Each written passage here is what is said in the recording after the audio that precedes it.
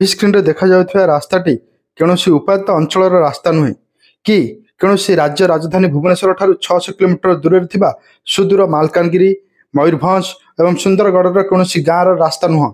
ए हेउछि राज्य राजधानी भुवनेश्वर 150 किलोमीटर दूर एवं गंजाम जिला ब्रह्मपुर सहर ठारू मात्र 50 किलोमीटर दूर थिबा पोलोसरा ब्लॉक रो जागिरी डेंगा पदर ग्रामर मुख्य रास्ता, जहाँ जागिरी डेंगापदर मथुरा और पोलोसरा ब्लॉक को संजोग कर मुख्य रास्ता होते गत 2 वर्ष धरी रास्ता अत्यंत दयनीय जराजीर्ण और शोचनीय अवस्था रही।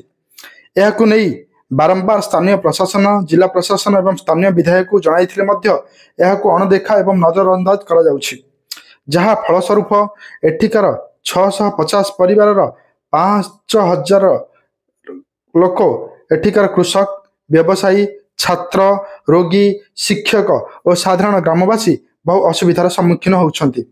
एहाकु नहीं ग्रामवासी मन में तीव्र असंतोष रही बेले ग्रामवासी माने ऑटो भड़ा और अन्य दर वृद्धि ग्रामवासी माने बहुत असुविधार सम्मुखीन होउछंती।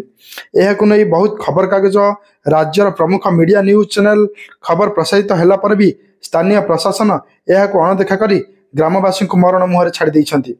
तेणु यही रिपोर्ट माध्यम स्थानीय ब्लॉक प्रशासन जिला प्रशासन और स्थानीय विधायक को यथाशीघ्र यार ध्यान दे रास्ता काम संपूर्ण कले ग्रामवासी माने बहुत समस्या मुक्त होइथांते।